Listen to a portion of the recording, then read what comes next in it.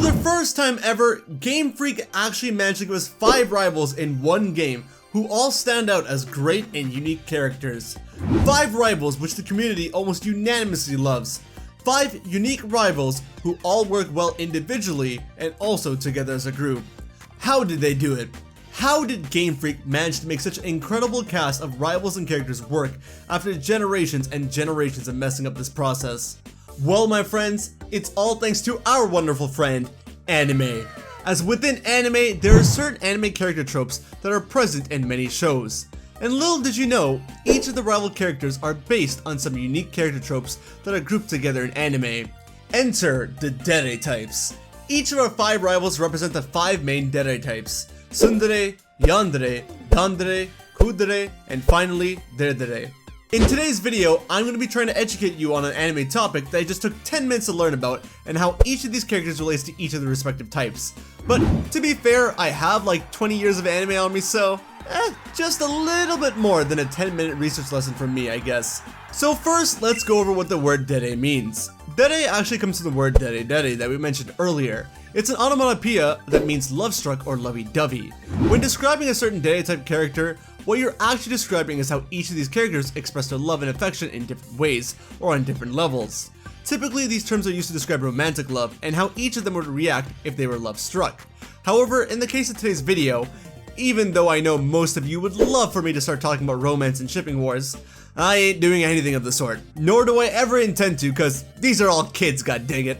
I'm here to describe their ways of affection and love in a platonic sense. In other words, how each of these characters are with the player character, and presumably the rest of the world.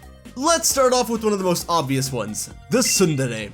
A Tsundere is a character who acts rude, cold, and hostile towards the person they're showing affection to in order to conceal their warm and caring feelings. This is the most popular out of all the Dere types, and the one that's talked about the most, as it makes up for some pretty fun characters. Some popular examples of Tsunderes are Asuka, Inuyasha, Kaguya, and Bakugo. Can you guess who the Tsundere is from our cast of characters?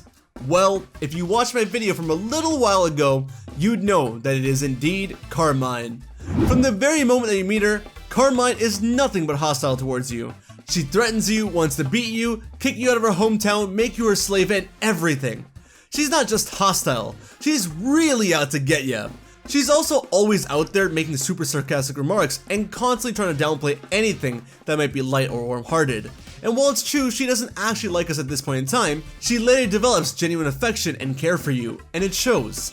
Well, it shows, but she doesn't try to show it, you know what I mean? She does her best to conceal it and keep things bittersweet. But despite the cold exterior, she does show that she really cares for you by the end of the game. And even before that, when she thought that Ogerpon was a kid from the school, she showed that she was worried about both you and Ogerpon running off on your own, and that was very, very sweet of her.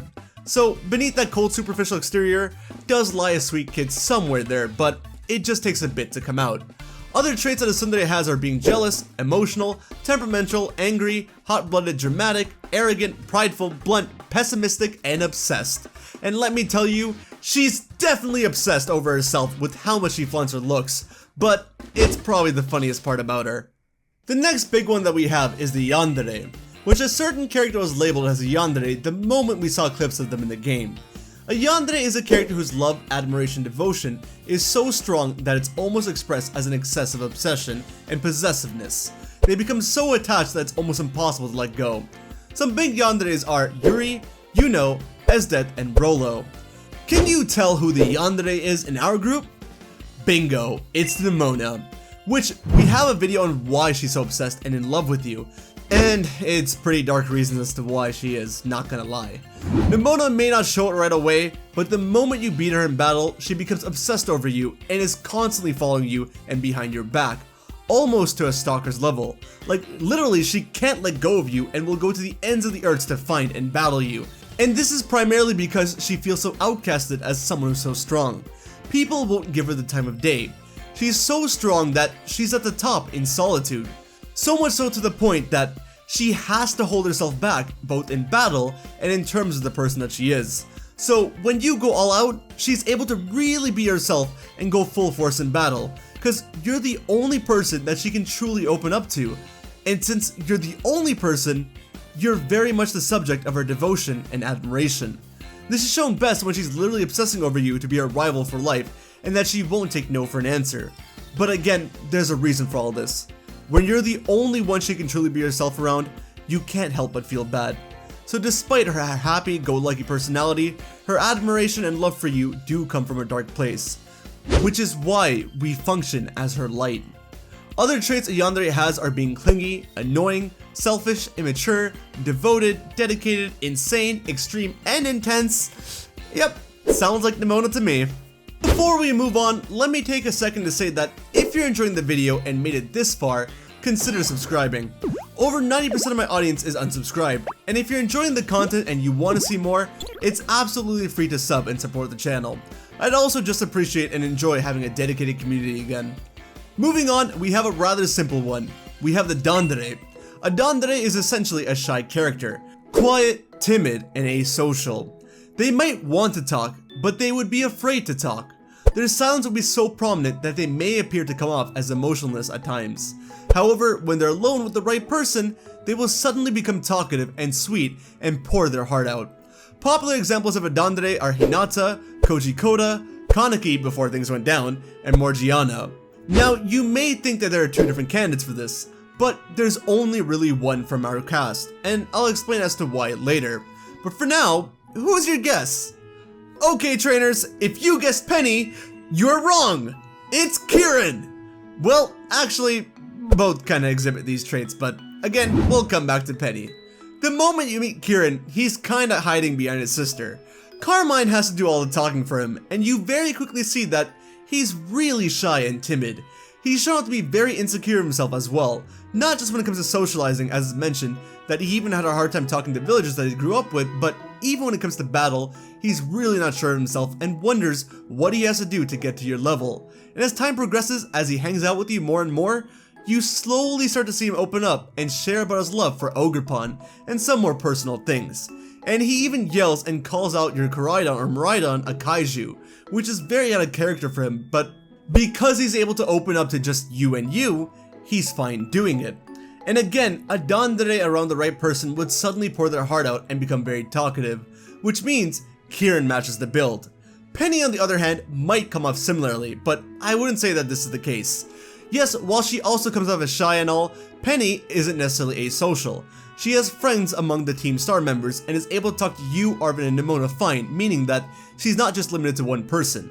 Even as things progress, she can talk fine with Clavel and Gita, and even before all this, as Cassiopeia, whether on the phone or in person, she's able to really speak. It's more like she chooses not to speak because she doesn't want to, or because she finds it unnecessary. Not entirely because she's shy, but yes, there are aspects of being shy there. Some Dandere personality traits are being sympathetic, insecure, gentle, vulnerable, kind, quiet, soft-spoken, loyal. Penny seems to be more like a Kuudere. A Kuudere is a character who's calm and collected on the outside and doesn't panic. In extreme cases, they may be completely emotionless and they hide their true feelings deep down. These characters typically don't react too much in terms of love and affection, and are typically regarded as geniuses with high IQ. Popular characters that are Kuuderes are Sasuke, Mikasa, Todoroki, and Robin. So you see what I'm saying? Penny is very much the genius of this group. She's cold, and because it's a Pokemon game, she's a bit responsive to love and affection and all, but typically, she doesn't care. She doesn't care to talk, she's just trying to get things done. Like when we were down at Area 0 and she was just doing her hacking business, she was not only regarded as a genius, but she was shown to make conversation with Arvin and Nemona pretty well, despite not really knowing them all too well from earlier. And that conversation with the three of them down in Area 0 actually led to some big mysteries about her father actually being Chairman Rose. You'll have to check out my video on that when you can. Now, to be fair, in Kieran's defense, at the end of the Teal Mask, Kieran seems to be going sicko mode, bro. I think he's definitely taking on more Kuudere vibes, and I wouldn't be surprised if he hits you with the "Hey" and start to act more cool, arrogant, and superior, and talking down to everyone around him. At that point, he would still be asocial and only really be able to open up to you, I think, and I think we would have broken this fake persona of his and he'll revert back to who he was, but that's only after he becomes the evil champion of the Indigo Disc. Till then, we can say he's a mix of both right now. Some personality traits of a Kuudere are being stoic, impassive, skeptic, mature, smart, honest, eccentric, cool, cynical, calm, nonchalant, and indifferent. And finally, with one character left remaining, we have Arvin as a Deredere of the group. That word's hard for me to pronounce, I'm so sorry. A Deredere is usually very sweet and energetic. They're most often seen in a cheerful and happy mood, and tend to spread joy to those around them. No matter what may happen, they quickly revert to their cheerful self. Popular characters who are Derederes are Jade and Yuki, Orihime, Subaru, and Dawn. Have to throw in a Pokemon example there at some point. And Arvin is definitely a Deredere.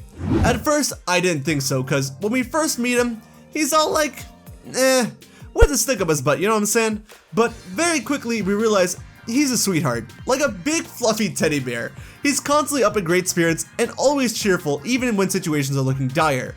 Even when Mabosstiff didn't look like it was going to recover, you've seen how the man handled it. And when Mabosstiff did recover, he broke down in joy and emotion. And then when it came to Area Zero, he was the one to lead and really keep the group together. And even after the events of finding out his parent in Area Zero, he was down for a bit, but then in the ending cutscene, he bounced back to normal like it was nothing. He's just that guy. He's full of love and joy and energy. There's a reason why people love him so much. I would plug in a video about Arvin here, but the only video I got is an old one speculating how Sada and Tura were his parents before the game came out. Turns out I was right, yeah, but I gotta work on another Arvin video soon. If you want to see one or if you have any ideas on one, let me know in the comment section. Some day-to-day personality traits are being affectionate, enamored, energetic, lively, vigorous, quick, upbeat, happy-go-lucky, honest, wholehearted. You get the picture. So yeah, each of the 5 major rivals in Scarlet and Violet follow a specific anime trope, a specific love type. I would say a specific love language, but it's not exactly what Gary Chapman proposed here. A specific character trope that explains the way each of these characters behave and act, thus making them be fantastic characters both individually and together in a group. And all this was thanks to the power of anime. That's right, Scarlet and Violet only has a goated cast because Game Freak watched anime. Someone out there was on a binge and realized, if we can't make our own great characters, why not take characters that people already love and incorporate it into our games? And guess what? It worked. So if you're an anime hater or a hater of these characters in Scarlet and Violet, then I got news for you. You're hating the same thing. Maybe this video opened your eyes a bit and you'll end up liking it more. But if you hate anime and the Scarlet and Violet cast, then yeah, I don't know what to tell you. You just have bad taste, I guess. Thanks for watching, guys. I hope you enjoyed. Take care of yourselves, have a wonderful day, and I'll see you over on the next video, alright? Later.